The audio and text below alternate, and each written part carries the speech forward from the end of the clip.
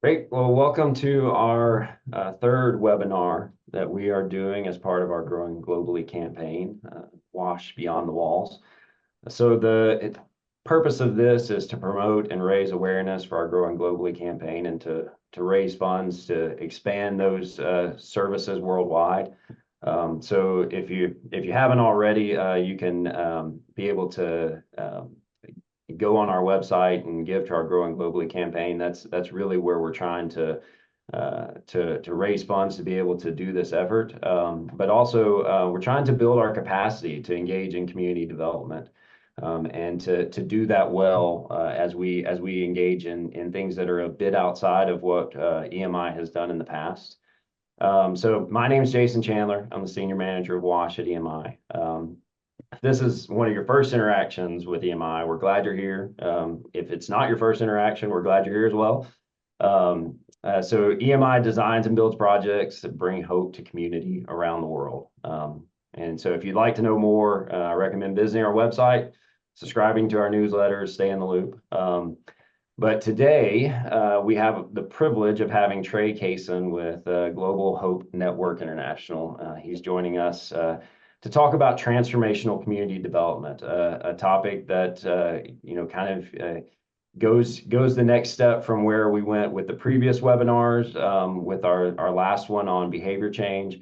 So Trey and his wife, they serve with Global Hope Network in northern Thailand, and engaging in holistic community development.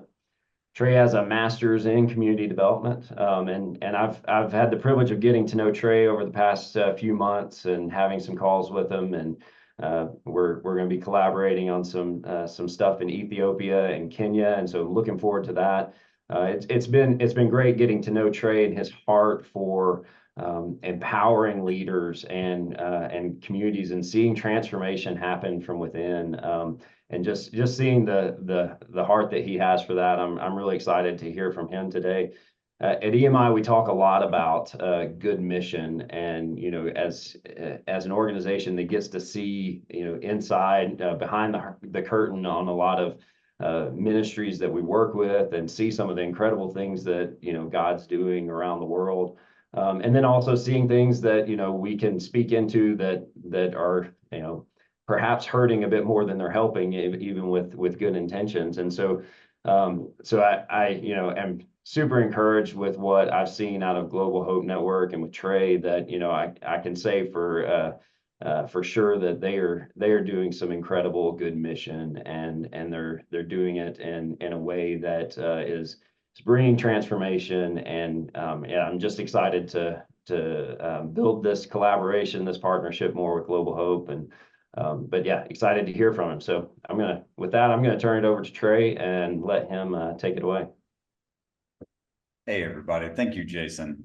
It's good to be with you. I really appreciate the opportunity to share. I'm a big fan of EMI. I've actually only just recently learned about EMI, but as soon as I did, I knew I really want to get in with this group. I want to work with them. I love what they're doing. I love their heart. I love how they're using what God gave them to really help people. And I think that's beautiful. It's good to see some familiar faces. Steve, good to see you.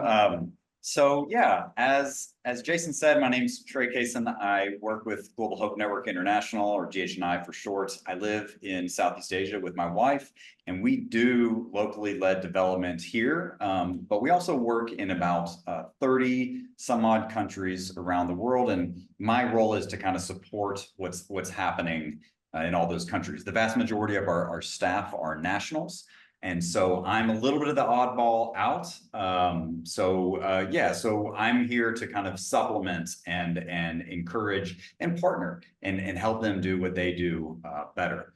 So I want to talk today about the community, and the community being the experts. And what I mean by that is this: y'all are intelligent people.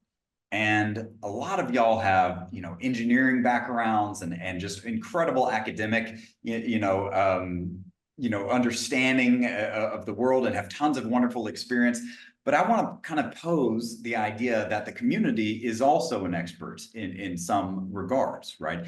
And if GH and I, who bring something to the table, and EMI, who brings something to the table, are kind of experts in our own ways, I want to kind of posit the thesis that the community is also an expert, and we would it would be a good idea for us to tap into that expertise. And so I want to start by giving a couple illustrations. So this is a true story. The pictures don't represent the actual events. I don't have pictures of the actual event, but this is thematic. So in Latin America, there was a community that was visited by a Western gentleman about 2 decades ago. And this guy from the West, he comes into this community and immediately he's struck that all of these children are barefoot. And to him, that hits his heart, and he just feels this is unacceptable. How could these precious children, be walking around barefoot? I have to do something about this. And I love his heart. His heart was in the right place. And so what he did was he went back to America and he started a company. And that company's kind of business model was that if you buy one of their shoes, they will then donate a pair of shoes. And at the time, that's all it was. They have since kind of improved their model. But so they go home and they create this business, and they go back to this community a little bit later, and they're giving out these free shoes. And the kids are smiling, and they're smiling, and the parents are posing for pictures. Everyone's excited. Everyone feels good, right? So this guy goes back and he's got all these photos, and he thinks, wow, we did it. It worked. And then they go back to the community a number of months later, and he sees a bunch of barefoot children running around the community. I'll pause the story there. There is a very interesting ending, but I need to keep the hook in. So pause the story there. I'll give you another example. This is from Thailand. In Thailand, in the rainy season, we just get a barrage of really, really heavy rain. It comes all at once, and it's powerful. I've never seen anything like it. It's almost like pouring a bucket out on the community. And often this means up in the rural communities, especially in the mountains, you get landslides. The roads wash out, the sides of the hills kind of wash out, especially if there has been degradation of the soil, if they've been, clear cutting and perhaps doing monocropping or something like this, and everything's been degraded, you see these landslides, these small landslides. Well, this means that the roads are even more dangerous, and they're hard to pass. And we were actually in one of these communities, and they were telling us, when the road is like this, we can't get medical help. We can't take our kids to school or pick them up from school. We can't get our goods to the market. They essentially are isolated until the road is cleared. Sometimes they can't even take a motorcycle over. So the government came in, another true story. Government came in, and rightly, they had the right idea. They planted a ton of vetiver grass. Now, if you're not familiar with it, vetiver grass has incredibly deep roots, maybe 8, 10, 12 times deeper than the vegetation above ground is tall, incredibly deep. And it holds the soil together, right? Correct intervention. That's the right idea. It's very cost effective. It's fast. It was the right step. But a few months later, they came back and the roads looked just like this. And the government's, confused. What happened? And so similarly, I want to put you on these 2 cliffhangers. This is an example of what we call a project-driven approach. Project-driven approach is what I was used to when I first started working with the materially poor and kind of some downtrodden populations. A project-driven approach. And what it looks like is this: an outsider, and an outsider can just be anyone that doesn't live in the community or isn't the end user or the end beneficiary of the project or the intervention. The outsider defines the problem and solves it. The outsider then designs the project. The outsider informs the community about what's about to happen to them, or at best gets input from the community. And then ultimately the outsider builds the thing or implements the project under their own volition with their own skill set and knowledge. This is the project-driven approach. Now, there's some certain fatal flaws that I want us to be aware of if we find ourselves operating in a project-driven approach type method. Well, the community's knowledge goes untapped. My team was in a community. This is unscripted. Our team was in a community today, and we've been working with them on water actually for the past month or so. We formed a water committee. The community identified, certain challenges. We tried to break it, tease it apart, and get to like what is the core root issue. And one of the things that they talked about was water. Their water pump. They don't have enough water in this community. And today we had a meeting with the local government and then kind of the regional government and then the community. And what came out of this meeting was that the government had tried to work with the community before to fix a water pump and to solve this issue, but that the community couldn't come to an agreement on where it would happen and who would manage it and all of this. The core issue wasn't that the government doesn't want to help or that there's not solutions out there. It was that the core issue was there was a lack of a cooperation, a lack of planning. When we don't engage with the community, we don't get the fuller picture, right? And the example today was an example of something that was a challenge, but there's also, and I'll give you an example later, there's also examples of the community having something to bring to the table. And when we don't tap into that, we lose. Sometimes our projects are out of touch. So we misdiagnose the challenge. It's oversized. And I'll ask the group, and I will continue on. But if you want to respond in the chat, that's great. Why do you think that an outsider doing a project-driven approach? Why would it be that these solutions tend to be oversized? And what I mean by that isn't just big. Big is great, but I mean oversized. And so if anyone wants to type in an answer, that's awesome. I'd love to hear your response. But an oversized, one reason might be that I come in with my budget. I had a conversation with the World Bank recently about this exact same topic. I come with my budget, projects I'm used to, I'm in charge of, and it's too big. It doesn't fit the community.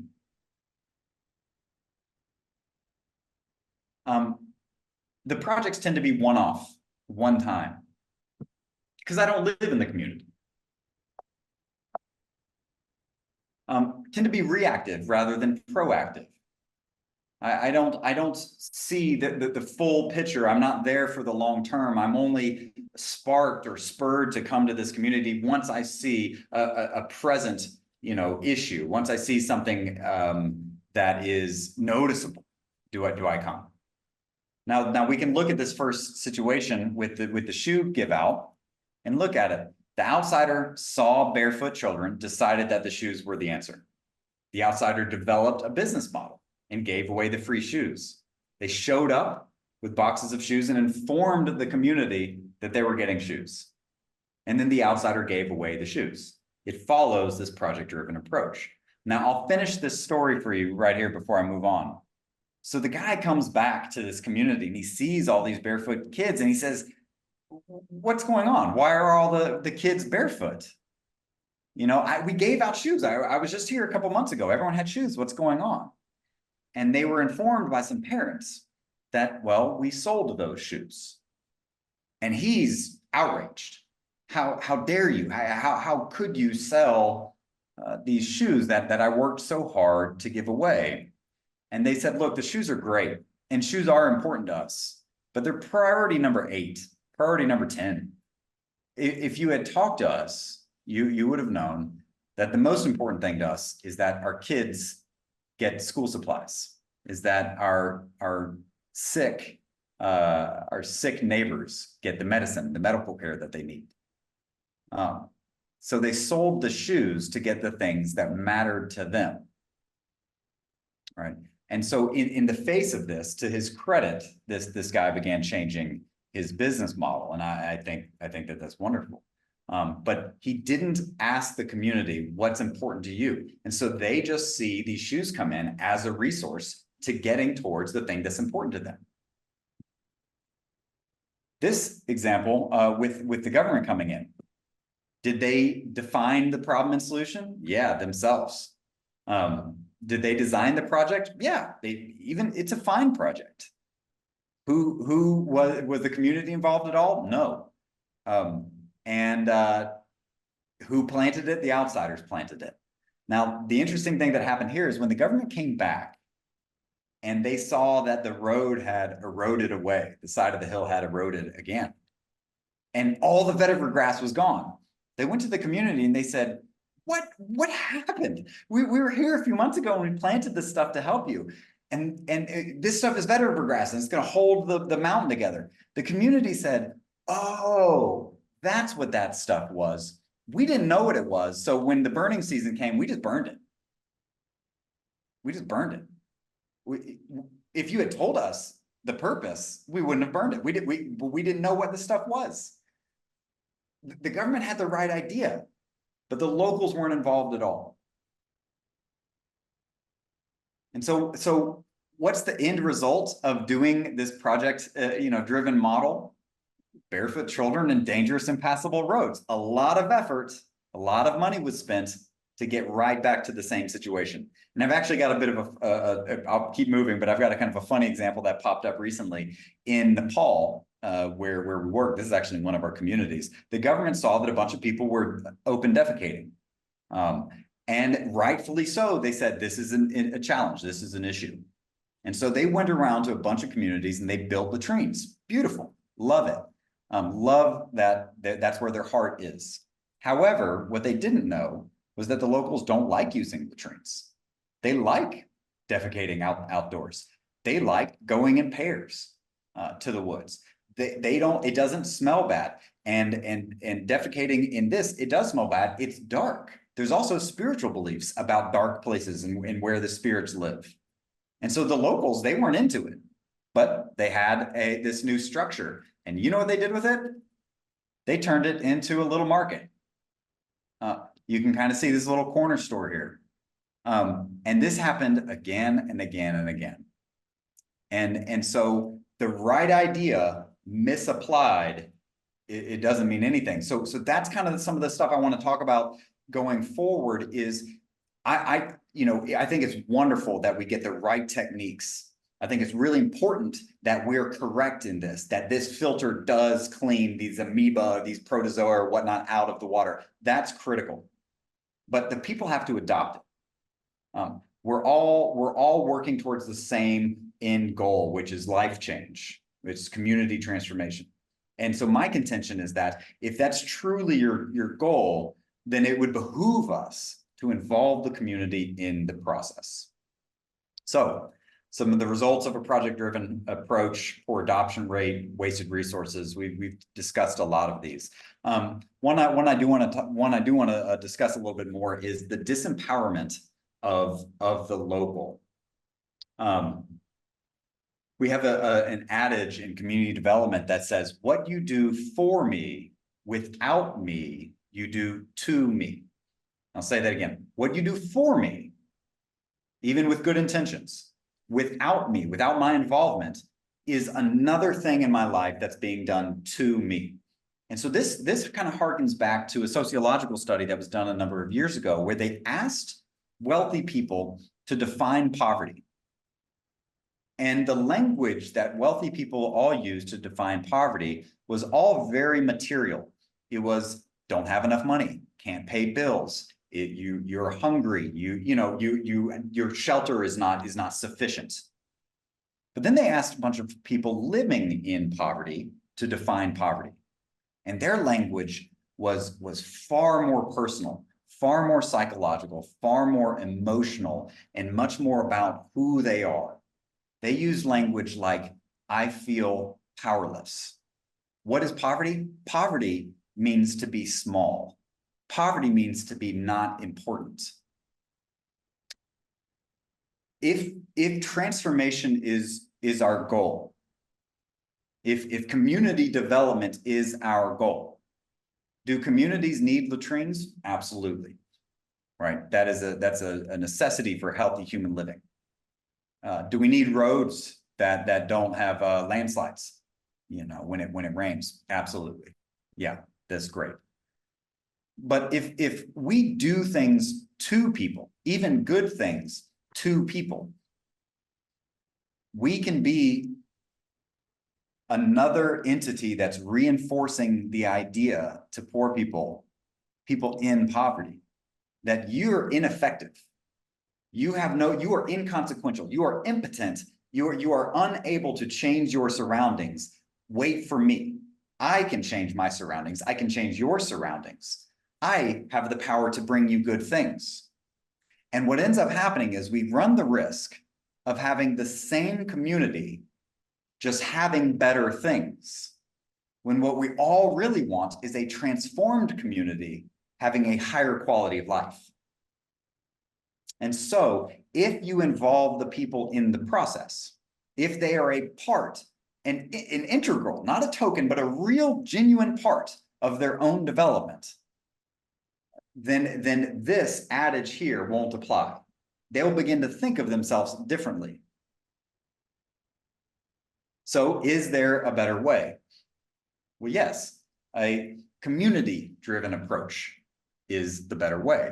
What would that look like? Well, local stakeholders and outsiders collaborate. They collaborate to define and evaluate the space, meaning the existing circumstances, what's going well, right? What resources do you have, and the issues. The locals craft a vision for their place with the input of the outsiders. You can execute small, fast, and cheap seed projects, and they're conducted together, right? It matters that you build the road the right way. It matters that the water filter works, right? But it also matters that the people are involved. So along the way, people learn, you improve, and they increase their sense of ownership, their sense of self-efficacy, right? Their sense of self-determination, their sense of confidence. Even the social infrastructure that needs to be there, my ability to manage projects, to delegate. So, and then finally, we can move along to the larger projects. So in this model, what is the role of the end user? The end user being the local, it's to advise, suggest, it's co-design, right? It's to implement, it's to evaluate, it's to be a real part of it. And then what's the role of the expert? What's the role of the outsider? Well, to inform, to facilitate, to connect, right? So this is exactly what GH&I is trying to do with EMI right now, is we can only do so much. I can't be an expert on everything. I'm hardly an expert on anything. But we have communities around the world that would benefit from having civil engineers and WASH experts come and visit. They don't have that connection, but I do. So my role here is just to be a bridge to people who also want to help. That's not saying they're going to supplant or take the place of the initiative of the local, but they're here to supplement, right? So we're here to support the locals. And I'll give you a very practical example of what this looks like. This is a community in Indonesia that GH&I works with. This community, a couple of years ago, they identified water again. So water is critical all around the developing world. They identified WASH issues as their primary challenge, as their most pressing issue. And so they went to the government. The government said, no, you don't need to do any projects related to water. We've got something big cooking. We've got a big project on the way. Y'all just sit back and relax. We're going to handle it. Okay, great. So they told us this. So GH and I said, okay, I understand. And we went to the neighboring community, right? And that community said, yeah, water's the biggest issue for us as well. But an NGO is coming and they're going to dig us a well. And we said, wow, that sounds really cool. And so as we got to know them, we saw this happen. The NGO comes in and they said, we're digging a well. And they tried all over the place to find water and they couldn't find it. And the locals were telling them, we've tried wells. We've tried this. It doesn't work in this area. They even dug a borehole 75 meters in this community. They couldn't find water. That NGO left. Finally, this community came to GH&I, and you know what they said? There is a spring 800 meters away from our community. That NGO didn't want to hear it. They wanted to dig a well. That's what they do. They dig wells. Well, there's a spring. And so GH&I said, take us to it, right? And so this is what I'm talking about, that local knowledge. So we go down to the spring. Well, the community decides, let's protect this spring and let's pipe this water back to our community. So here's them making a fireman's line, firefighter's line, where they're passing along resources 800 meters to the spring. So they start protecting this spring. This is in the midst of construction. They get the resources together. They protect this spring. They make this big concrete box. Everyone, women, children, young people, old people, they get the pipes. They pipe this spring 800 meters to their community. And they store it up in these tanks in their community.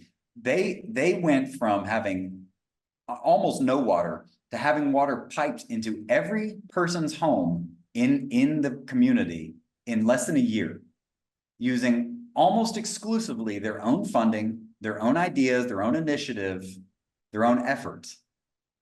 Not only that, they formed a water committee of people, and they had contracts. They signed contracts of how much is each person going to contribute per month to the maintenance of this system. And they even put meters on each home to measure how much water they're using. Now, to take it to the next level, about a year ago, we got the news that someone had stolen the water pump to this community. And that's heartbreaking. You know, we're like, oh, you know, they're trying so hard and they made so much effort and progress. And then someone just came in and stole the pump. That's terrible. And then 2 days later, we got the news that the community replaced the pump using their own money within 48 hours. Money that they had collected and saved and managed well. Now, this is a community that a couple years prior was waiting on the government to build them one, was waiting on this NGO to build one, and now they're entirely in charge of their own water system. They can even adjust to shocks like theft, right? This is resiliency, right? It's not just that the community has water. They have water, and that's awesome. But now they're resilient. So comparing the two, the NGO had one solution: dig a well. The government will never know. Did the outsiders design the project? Yeah, they brought in their own resources to dig this well. They informed the locals, hey, you're getting a well. And they attempted to find water, but to no avail. Government, you know, we didn't see anything there. But then the locally driven, the community-driven approach, it looked like this. Stakeholders pointed the local partner, the NGO, to a nearby water source. The locals made a plan with input from the partner. A quick solution was implemented using locally available resources. The problem was solved, trust was built, skills sharpened, and leaders developed. And now the community is working on larger and more projects. So there are benefits to the community-driven approach. It empowers people. The projects are contextualized to increase the buy-in. It's efficient use of resources. Creative solutions. Design supports the real-world use. Self-managing. It's replicable. We see this. That's our goal, is that one community can then teach another community how to do it. It's cheaper and often faster. Many of y'all are familiar with the book When Helping Hurts. Just want to put in a little quote here. Meaningful inclusion of the poor, the community, the target audience in the selection, design, implementation, and evaluation of an intervention increases the likelihood of that intervention's success. I know that sometimes the soft sciences, you know, the people, the mushy side of things, you know, can seem extraneous. You know, it can seem, you know, tangential or it's nice and whatnot. But I'm telling you, in the real world, these things matter. On the ground, we all want success. We all want the same things. And I'm asking that meaningful inclusion of the end user in the process. I'm asking you to include this in your project design, in your implementation, and all of it, because it will increase the likelihood of your project success. So you can apply this. Let me just check our time. You can apply this lesson, and you see it in other fields. And this is really interesting to me. You've heard of desire paths or wish paths, desire lines. They have different names. I like wish path because I wish there was a path here. Sometimes our design is not exactly how the users end up using it, right? What if instead we take a lesson from urban design or urban development, urban planning? What if we took a lesson here and said, what if we let the users lead? What if we let the users design? What if we're responsive to the end user rather than imposing a design on them? What if we're listening? Would it make our projects more effective? Would the people be happier? Would we have higher adoption rates? This is Ohio State University when they first constructed their quad. And you notice there's no sidewalks. The people walked across where they found the most effective or popular or necessary path to be. And then the university came in and put the sidewalks in response to the user. Okay, so instead of having a situation like this where we build something and then the people come in later and say, that's a terrible design, I'm not going to use the thing that you built, I'm gonna blaze my own path. Ohio State did it this way. And they said, let them design it and then we'll respond. We will just formalize what's already happening. Okay, this is an example from Finland. They do something very similar, but in the snow. They wait to see where people naturally walk, and then they build the sidewalks accordingly, right? And when you do this, you actually end up getting less deviant behavior because this is where people naturally want to go anyhow. I can design for people to go off one direction, but then I'm going to always see them going off another direction, and then I'm going to call them deviant. I'm going to say that they're breaking the rules, but these are poorly made rules in the first place. So Finland is learning an example as well. This is an example in New York in the snow. They use the same idea to get a sense of where people actually drive and where people actually walk. And as a response, they're able to build, infrastructure that is accurate to the real use case. So the tip number one in community development around the world is stop designing our programs for how we want the world to work. Instead, learn how the world really works and adjust our program to that. I love this quote from the great philosopher Yogi Berra. You can see a lot just by observing. What this means is when we come into a community, our first interaction needs to be as learners. I'm observers. I'm not here as the expert. I have a master's degree. You have a PhD, all this. They have a master's degree in life in their community, in the history of their community, in operations of their community. They know as much about that as I do about this topic, right? They have a PhD in their own life, right? Like, learn, let them speak. All right, this is lesson number 2. So this is in Bali. This is a different side of Bali that you don't see the postcards of. This is up the mountain. This is a local farmer, and he is doing methane capture with his cattle. So it's a pretty easy system. It's really gross, but it's a pretty easy system. Cows poop, you collect the poop, you put it into this underground kind of capturing, I don't even know the term, tank of some sort. It churns, but it also ferments. And the end result of that is, one, you get a higher quality manure, right? And that manure can be used on his farm, or it can be used elsewhere. He actually can sell it or give it away. Another result is you can capture the methane, and he uses it as like a propane substitute. It has no smell, it's completely safe, and he's burning it. This is great for the environment. Methane is about 28 times more powerful of a greenhouse gas than carbon is. Now, it doesn't last as long, but it's about 28 times more powerful at insulating than carbon is. It's very powerful. It's important that we do this. When we talked to him, he had no idea that what he was doing was actually good for the environment.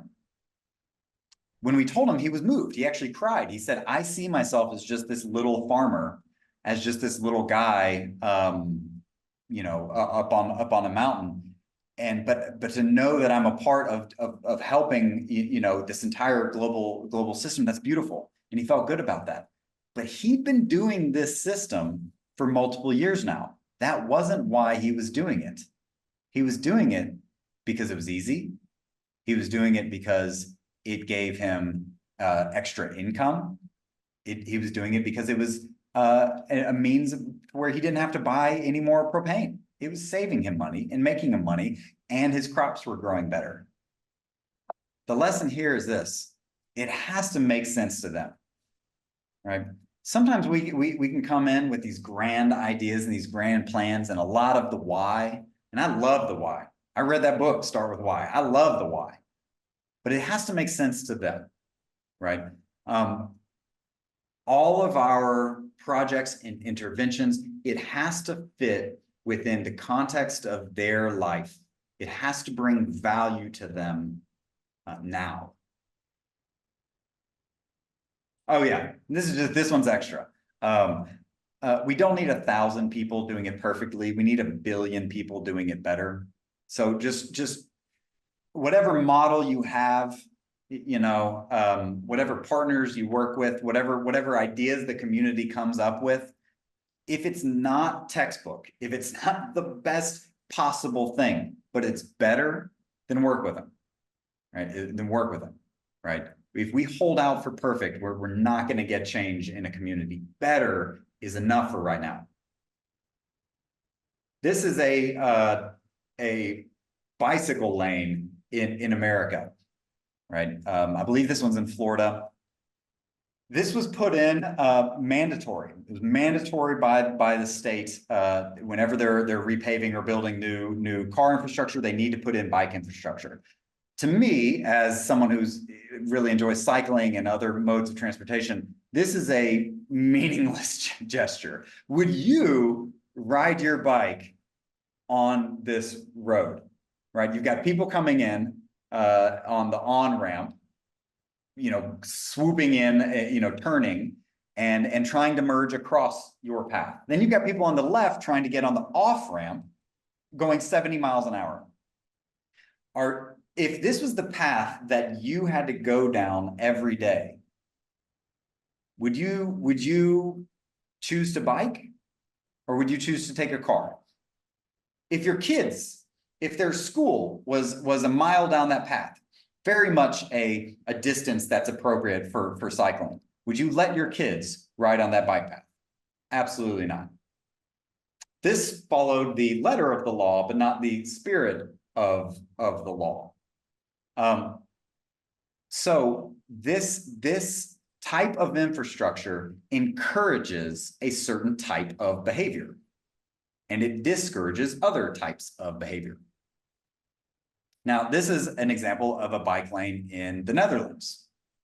Now, I'm not meaning to compare apples to oranges, and actually, if you look into history of it, it isn't apples and oranges as much as it is now. But there's a little detail here on the road that I think we can learn a lesson from. The bike lane is smooth pavement, and the section of road where cars primarily drive on is pavers. Okay, so it's small bricks, it's cobblestone that are paved together.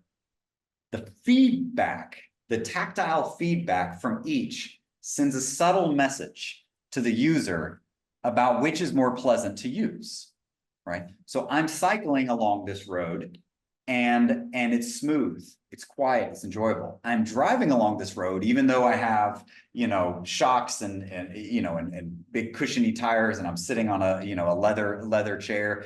I'm still getting a little bit of a rumble. The lesson here is this. Oh, let's go back. You got to make the easy path the beneficial path. All right. I'll emphasize that one here. This is a community in Indonesia, poor community in an urban area. Anemia rates in this community were through the roof. Everyone was getting sick, iron deficiency all over the place. So the government came in out of concern and said, all right, we need to do an awareness campaign about what is anemia, what's making people sick. Okay, so they did awareness, nothing changed. Then they came in and they said, okay, we're going to teach people, you know, about what foods they need to eat, spinach, you know, whatnot, certain vegetables, certain, seafoods. And we're gonna teach people about the foods they need to eat. People couldn't afford them, right? Then they said, well, we're gonna bring in more of those foods, and we're gonna even subsidize the cost of those foods. People didn't buy them. Why? Well, people didn't buy them because it's not their diet. Have you ever tried to change your diet? I have. It's extremely hard to change your diet. So anemia levels stayed really high. What they realized then, they sent in a group of researchers, and they found that no matter how poor someone was in this community, no matter how low they are on the totem pole, all of them used fish sauce. They would always buy the fish sauce. And so what the government did instead is they paid the fish sauce companies to fortify their fish sauce with iron, and anemia rates plummeted. So the lesson there is this: make the easy choice the beneficial choice. Okay. Sometimes we ask people to walk uphill. Sometimes we ask them to go the extra mile, right? To change their lifestyle. When instead, if we work within the system, if we worked within their diet, if we made the infrastructure in such a way that it encourages pro-social, healthy decision-making, then people are naturally going to make the beneficial decision. You didn't have to ask these people to change their diet. Work within their diet. So my kind of question that I'll wrap up with is this: how might your work benefit from involving the end user in the design of your project? What adjustments can you make to your project so that the end user is not just a recipient, but a participant in their own betterment? That's all I have. Great. Thanks so much, Trey. Yeah, this has been really helpful and insightful. Yeah, I enjoy hearing your passion for this and really, seeing how that connects with the work that you're doing. And I also see how it connects in with what EMI does around the world. When we work with our clients and different ministry partners, that has always been the goal, and what we seek to do is to empower them in transformation on the ministry that they're currently doing. And we come in as learners and help them along that path and kind of as guides. And so I love hearing that parallel with how this is done in communities. And as we jump into more community development that's outside the walls of a ministry site development and partnering with communities and governments and water providers and things of that nature, keeping some of that same ethos of how we do good mission and do it in a way that's going to bring transformation, and not changing how we operate because we're in a different context. And so I really, I'm excited to hear how Global Hope's doing that, and other people around the world are doing incredible things within community development, and just how we can learn from that too. So just a few things to kind of close out. We're gonna have a time of question and answers. If you have a question, go ahead and you can start typing that in the chat. Yeah, Trey, if you could share the slides again, so we can have that up. But yeah, if you got a question, go ahead and put that in the chat, and then we'll do that in just a second. But first, so you just kind of want to give a few announcements. So again, this is the third webinar that we've done for our Growing Globally campaign.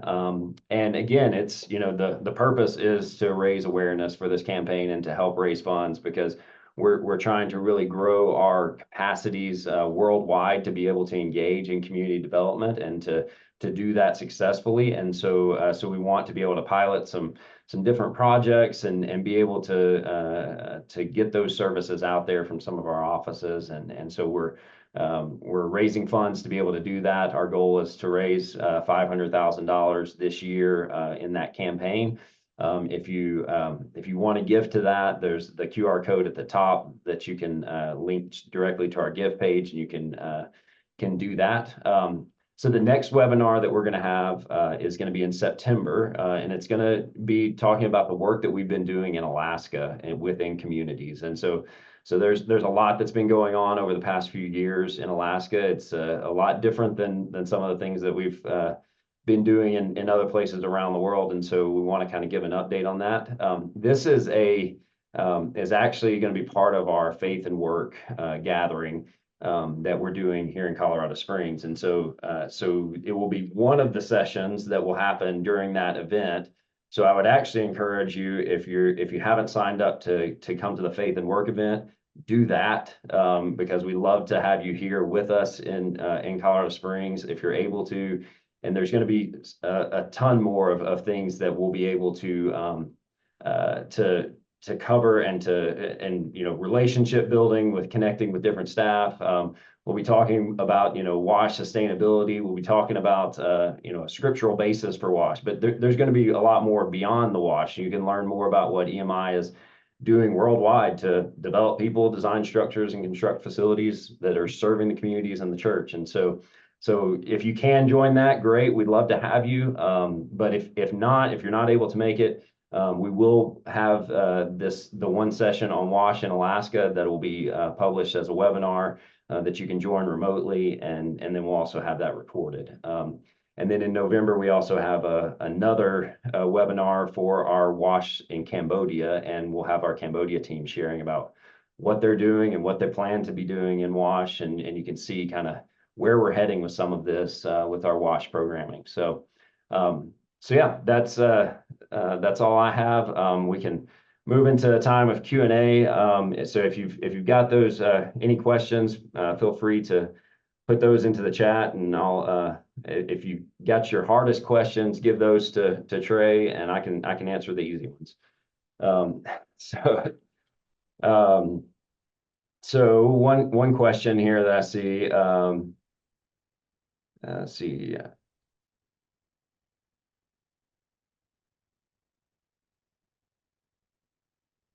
Try to read these at the same time. So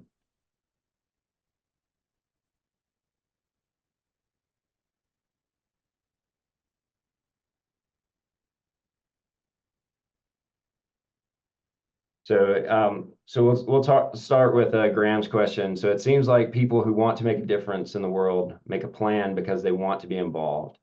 How can we help people understand that a smaller, simpler solution can still provide a role for experts in the global community? Trey, you want to? Yeah, sure. Thank you, Graham. Great question. I think the role of the outsider is critical. And how do we move towards healthy engagement? I saw a really neat example that a guy named Chuck Marone used recently at a conference that we were putting on. He showed an image of his daughter, And his daughter, when she was born, and then when she was, 2 years old and 4, and, ballet practice, and all throughout her life until she was, graduated college. And it was kind of a beautiful recap of the growth and development of this person. And I think sometimes when we think about development, we look at where a community is and where we want them to be.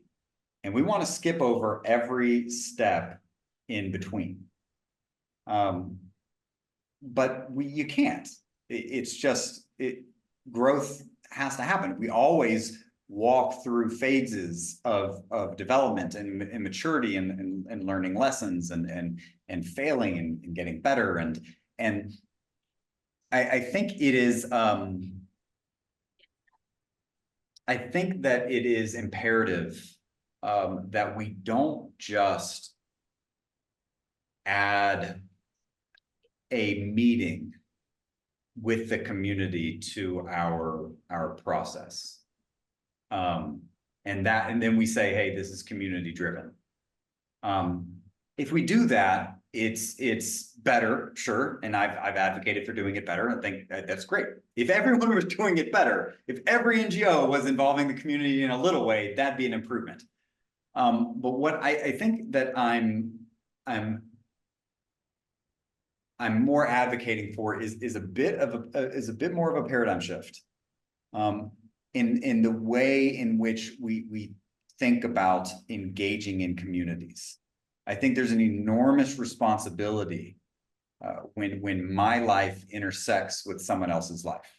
I mean, this is why doctors and psychologists and psychiatrists and whatnot have to get licensure and go through years and years of training, because someone trusts you. You're in a position of influence and authority, over them. What I say to these people matters, right? I can make them jaded. I can hurt them if I promise and don't deliver. When my life intersects with the future and the path of a community, I have the opportunity and the responsibility to do something good. But I need to recognize that there's potential for harm and damage here. It's a great responsibility to intersect your life with someone else. So I think I'm asking that people stop thinking about this as projects at all. Within an engagement, within, for us, it's a project, right? Their community has been moving forward through time for generations. And for us, we do a project. And it feels like a moment in time, and it moves forward. I'm asking us to recognize that this is the life of dozens of who knows, countless families and individuals. This isn't a project. This is a process. And in a process, just like the development of a child, there are moments, and moments are important. But in moments you fail, and in moments you succeed, and projects are moments, and you build upon them. We have to start thinking of communities as existing before I was there and after I leave. And if that's the case, then what is my responsibility to that community? It isn't just to execute a project, but that project fits in to a larger process. So if that's the case, then how do you do a project with someone in the early phases of development, right? Do you take your kid mountain biking the first time they get on a bike? No. You give them the little one that they run next to it, or the training wheels or whatnot, and then they ride a bike, and then you develop it. Just like anything, if I see it as just a project, then I go in and I execute the project. But if I recognize that this isn't just about giving the same people better things, but a transformed community having a higher quality of life, then it matters where they're at in their development. And I'm going to engage with them at that level, and then engage with them at the next level. And what that looks like often is a small project that they can handle right now. They can handle it, they can afford it, they can manage it. And then you move into the next project, because this is a process. It's a series of projects. It's a relationship that has projects as a part of it, right?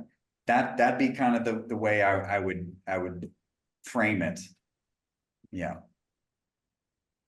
Yeah. And I think that segues well and perhaps answers Jeff's question as well about with these types of projects, is the goal to have a one-time project, or is the goal to have regular annual meetings or interventions or engagements? And yeah, and I can speak to that one a lot quicker. If the goal is a one-time project, that's fine. If that is okay, it'd be kind of like this. And Jason, can I? We're free to speak about faith, I sure, guess. absolutely. Okay. It's similar to evangelism and discipleship, right? It's awesome to go into a community and share your faith and have someone become, put their faith in Jesus and want to follow Jesus. But they need a body of believers around them. They need to be discipled, right? That one-off moment mattered and it was good, right? But it's most good if it's a part of a longer process. Similarly, one-off projects are great, but they're most great if they're a part of a process of development. That's how I put it. Yeah, I would concur with that as well.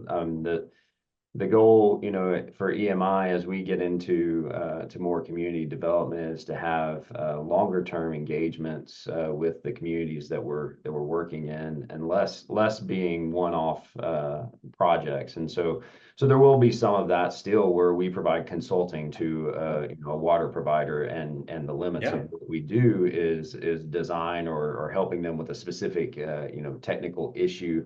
Right. But the goal within our WASH program and what we're trying to build will be more in developing partnerships and longer term engagements where we're able to come alongside a community similar to how we would come alongside a client ministry through a project and guide them along that, and be able to develop these relationships and to support them where they're resilient and able to continue operation and maintenance of whatever that thing is, but or be able to continue to solve the needs that continually arise and within that, and so that they're not calling me or sending me a message when something fails. They're going out there and buying the pump, like Trey mentioned, and being able to actually solve the challenge they're facing,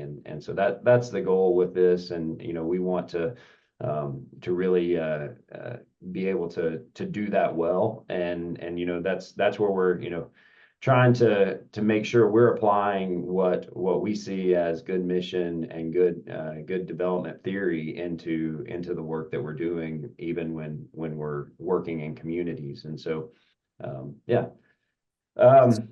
Another question here. So Jeff also asked about the long-term operation and maintenance and testing to make sure it's sustainable. So beyond a initial kind of project, is there a major focus on O&M? Is there a major kind of training component, testing things, or are there things that when you're engaging with a community and you work on a project with them, are there things that you're doing for long-term sustainability?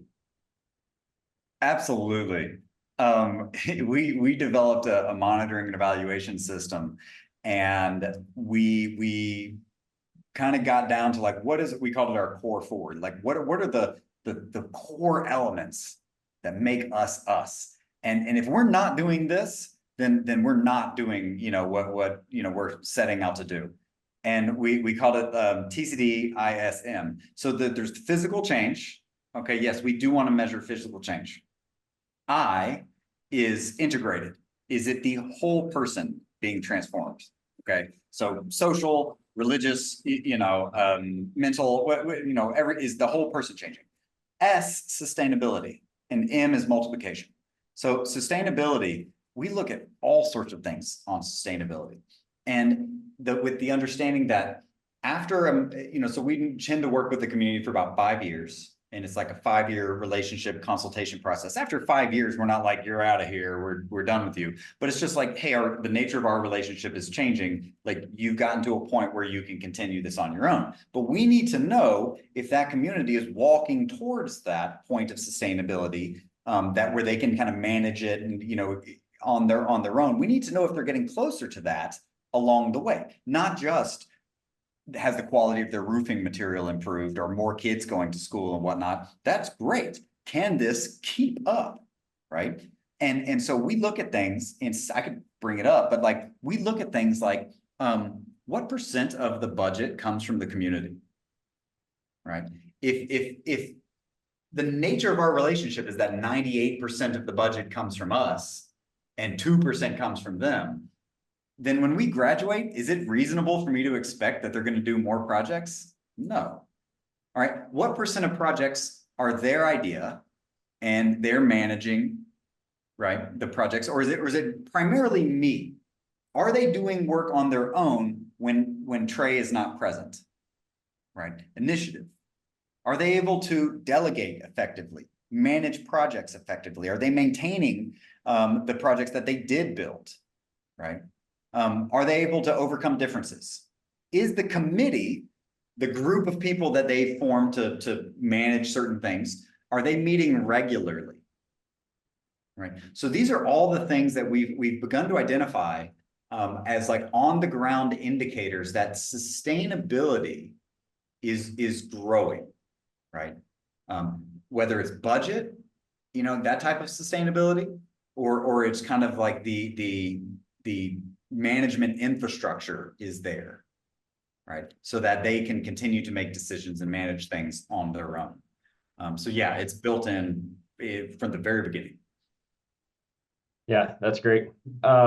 So we are at time. I want to, be mindful of that, we can end on time for those that have other meetings to get to today. Thank you all for joining this. If you do have other questions or want to chat more about this, you can certainly email me at wash@emiworld.org, and I'll get that and can respond to any other questions or connect you with Trey if there's some specific things you have for him. But yeah, we're thankful for everybody that's been able to join today, and we're just we're thankful for the ways that we're able to partner and grow in what God's doing around the world. Thank you, Trey, for joining us today. And I know it's late there, getting close to midnight, and so we appreciate you staying up and being a part of this, and appreciate your partnership with EMI on this. And so with that, I will close us in prayer, and we can go about our days. God, I thank you for this opportunity to gather as a network, as a group who are excited about the growth of Watch at EMI. And I thank you for Trey and the work of Global Hope and that they're doing around the world. I pray your blessings and favor on them as they do their work and engage in communities. I pray for transformation of lives, physically and spiritually, that you would be bringing transformation through their work and through the work of EMI as we venture into things that are a little bit outside of what we've done in the past. And so we love you, and we thank you for your leading and guiding in everything that we do, and the ability to partner with you in what you're doing around the world. It's in Jesus' name we pray. Amen. Thank you, everyone, for joining. Have a great rest of your day.